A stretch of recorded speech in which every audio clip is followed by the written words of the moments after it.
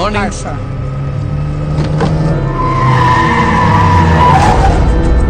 Joji Varghese. Yes. എന്റെ കൂട്ടുകാർക്ക് നിന്നെ ഒന്ന് പരിചയപ്പെടണോ? നീ എയർപോർട്ടിലേക്കായിരിക്കും അല്ലേ? നിനക്ക് മീനാക്ഷി തന്നെ പ്രേമിക്കണം. മീനാക്ഷി ഇനി തിരിച്ചു വരില്ലടാ. അവളെ നാട്ടിലെത്തിക്കാനുള്ള ഞങ്ങളുടെ അടവായിരുന്നടാ അവിടെ അച്ഛന്റെ അറ്റാക്ക്.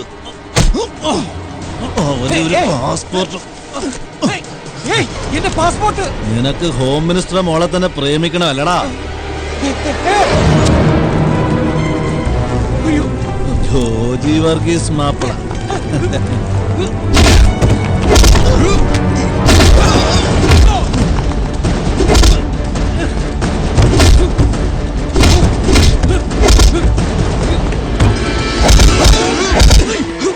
Stop! Stop it!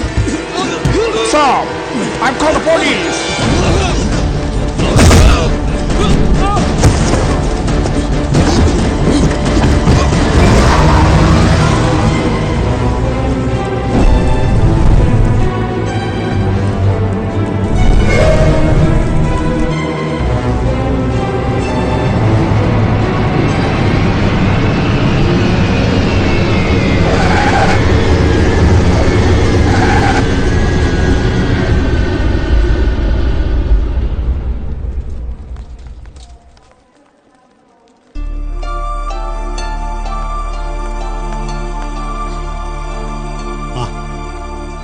അച്ചോട്ടാ, എന്താ അച്ഛന് പറ്റിയത്? ഇപ്പൊ എങ്ങനെയുണ്ട്?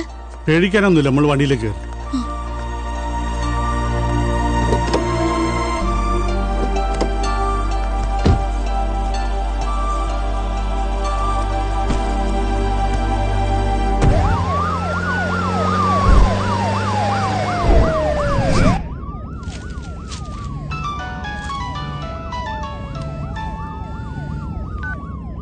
എന്താ വിജി?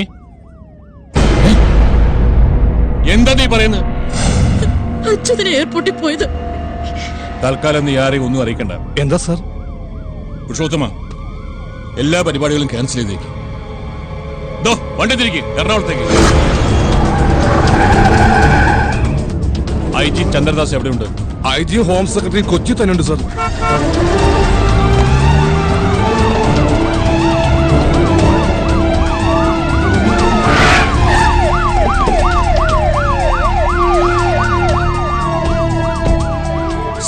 എന്തായിടോ? രാവിലെ 10:45 ഫ്ലൈറ്റ് ലാൻഡ് ചെയ്തത്. ഡ്രൈവർ അച്യുതന്റെ മൊഴിയിൽ നിന്നും എയർപോർട്ടിൽ നിന്ന് കാറിൽ കയറുമ്പോഴാണ് മീനാക്ഷി കിഡ്നാപ്പ് ചെയ്യപ്പെട്ടത്.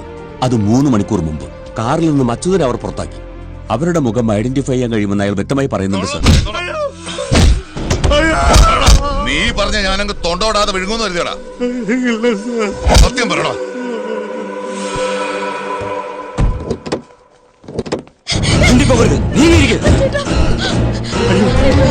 വണ്ടി എടുക്കും.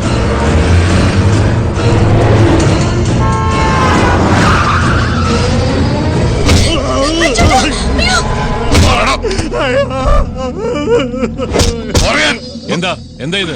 കഴിഞ്ഞ 30 വർഷമായിട്ട് ഇയാൾ എന്റെ വീട്ടിലെ ഡ്രൈവറാ. വിശ്വസിക്കാം? Sorry sir. സാരമില്ല, പോട്ടെ. താനകത്തേക്ക് പോ. സർ, 10 മിനിറ്റ് മുമ്പ് ഒരു കോള് വന്നിരുന്നു. മാഡമാണ് അറ്റൻഡ് ചെയ്തത്. വിജി, നമ്മുടെ മോള്. അവരെന്താ പറഞ്ഞത്? മോള് സുരക്ഷിതമായി അവരുടെ അടുത്തുണ്ടെന്ന് മാത്രം. പിന്നെ കട്ടായി. മാഡത്തിന് വന്ന കോൾ നമ്പർ ട്രേസ് ചെയ്തോ? ട്രേസ് ചെയ്യാൻ ഇൻഫർമേഷൻ കൊടുത്താണ് സാർ. ഹലോ. ഇനി ഈ വീട്ടിലേക്ക് വരുന്ന എല്ലാ കോൾസും ട്രേസ് ചെയ്യണം. Okay sir. ഇപ്പൊ മാഡത്തിന് വന്ന ലാസ്റ്റ് കോൾ കൽക്കട്ടയിൽ നിന്നാണ് സാർ. കൽക്കട്ടയിൽ നിന്നാ?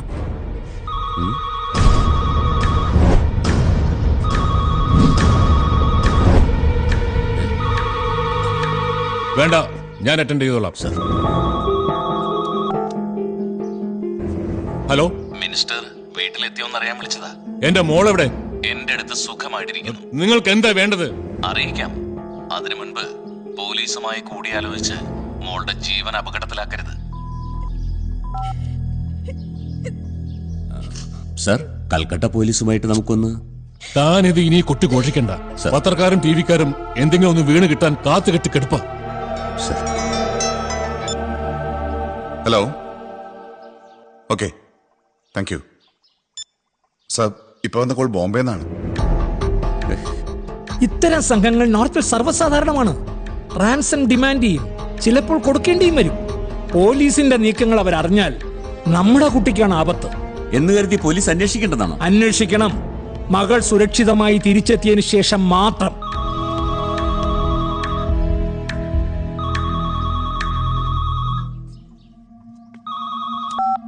ഹലോ, ഇപ്പോൾ ഞങ്ങൾക്ക് വേണ്ടത് 1 കോടി രൂപയാണ്, ക്യാഷ്. അത് എപ്പോൾ, എവിടെ വെച്ച്, എങ്ങനെ കൈമാറണമെന്ന് അറിയിക്കാം.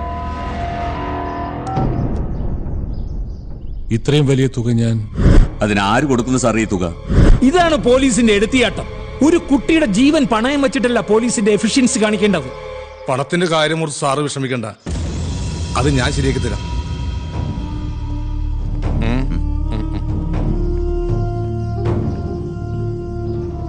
ഇതേ ദൈവമായിട്ട് കൊണ്ടെത്തുന്ന അവസരമാ.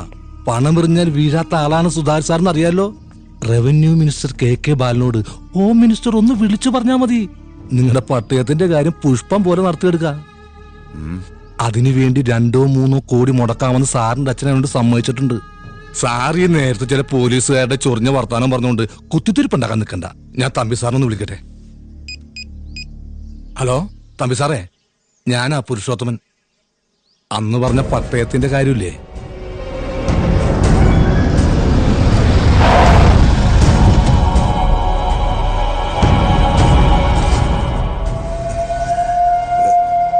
നമസ്കാരം. ഇതില് 3 C ഉണ്ട്, 3 കോടി. അത്രയും ഞാൻ ചോദിച്ചില്ലല്ലോ. ആവശ്യം വന്നാ ഇരിക്കട്ടെന്ന്, വേണ്ടി വന്നില്ലെങ്കിൽ തിരിച്ചു കൊടുക്കാലോ. തമ്പി സാറിനെ കുറിച്ച് സാറിന് അറിയാൻ പറഞ്ഞാ നല്ലവനാ. ഈ പാവങ്ങളെ സഹായിക്കാനുള്ള മനസ്സുമായിട്ട് വെമ്പൽ കൊള്ളുന്ന ഒരു പാവപ്പെട്ട കോടീശ്വരൻ. എന്നാ പിന്നെ ഞാൻ അങ്ങോട്ട്. ശരി, ഞാനൊന്ന് യാത്രയാക്കിട്ട് വരാം. എടോ എന്റെ പട്ടയത്തിന്റെ കാര്യം. മന്ത്രിയുടെ മോളെ പട്ടരയിലേക്ക് എടുക്കോ ഇല്ലെന്ന് പറയാൻ പറ്റുന്ന നേരത്തെ പട്ടയത്തിന്റെ കാര്യം ഞാൻ ഏറ്റുന്നേ. അങ്ങനെ പോയാല എന്റെ കമ്മീഷന്റെ കാര്യം 3%. കാശ് ഇങ്ങോട്ട് കിട്ടിയതല്ല, അങ്ങോട്ട് കൊടുത്തതാ. അയ്യോ, മന്ത്രി ഇങ്ങാട് വാങ്ങിക്കുമ്പോഴാണ് സാർ നമുക്ക് കമ്മീഷൻ. ധാരാളാവേ. അത് മതി. എടാ, എന്തിനും ഏതിനും ഇടിച്ചു കയറി മന്ത്രിയുടെ കൂടെ നിന്നോണം. ഈ ബന്ധം തുടർന്നു കൊണ്ടുപോകുന്നത് നമ്മുടെ ആവശ്യമാ. മനസ്സിലായോ? വണ്ടി എടുക്കും. 1 കോടി കൊടുത്താൽ മോള് വിട്ട് കിട്ടുമെന്ന് തനിക്ക് ഉറപ്പുണ്ടോ? വീണ്ടും അവർ ഡിമാൻഡ് ചെയ്താൽ? അങ്ങനെ ഉറപ്പൊന്നും പറയാൻ കഴിയില്ല. ഈ വിഷയം കൈകാര്യം ചെയ്യുന്ന ആളുടെ മിടുക്ക് പോലിരിക്കും കാര്യങ്ങൾ. I mean A mediator. മുംബൈയിലും കൽക്കട്ടയിലുമൊക്കെ ഇത്തരം സംഘങ്ങളെക്കുറിച്ച് അറിവുള്ള ഒരാൾ. ഇതുപോലൊരു പ്രോബ്ലം ഡൽഹി ഡിഫൻസ് മിനിസ്റ്റർക്ക് വന്നപ്പോ സഹായിച്ചത് മുംബൈയിൽ നിന്നൊരാളാ, അതും പോലീസിന്റെ അറിവോടെ. അന്ന് ഞാൻ ആ ഡിഫൻസ് മിനിസ്റ്ററുടെ സെക്രട്ടറി ആയിരുന്നു. അയാൾ ഒരു ലോക്കൽ ഗുണ്ടയല്ല, പക്ക ക്രിമിനലുമല്ല, അധോലോക നായകനുമല്ല. എന്നാലോ അവർക്ക് മേലെ കാര്യങ്ങൾ തീർപ്പാക്കാൻ മിടുക്കൻ. മുംബൈ പോലീസിന്റെ ഭാഷയിൽ പറഞ്ഞാൽ എ ഹൈലി പെയ്ഡ് ഇൻഫോർമർ. എനിക്ക് അയാളിൽ വിശ്വാസമുണ്ട്, നേരിട്ട് ബന്ധവുമുണ്ട്. താൻ എന്ത് പറയുന്നു? സർ, ഹോം സെക്രട്ടറി പറയുന്നതിനോട് ഞാൻ യോജിക്കുന്നു. പക്ഷേ സൗത്ത് ഇന്ത്യയിൽ ഇങ്ങനൊരു ഓപ്പറേഷൻ ഇതിനു മുമ്പ് നടന്നിട്ടുണ്ടോ സംശയമാണ് സർ. വർമ്മ ആരെ ഉദ്ദേശിക്കുന്നത്? മുംബൈ അണ്ടർവേൾഡിലെ അയാൾക്കൊരു ഓമന പേരുണ്ട്, Sher son. Son of Sher, സിംഹക്കുട്ടി.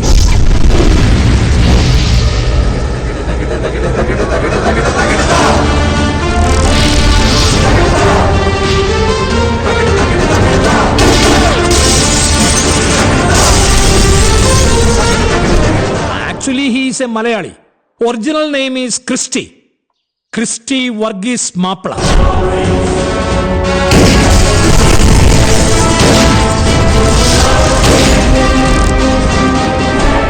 North Indian സുഹൃത്തുക്കൾക്കിടയിൽ അയാൾ മദ്രാസി മാപ്പിളയാണ്.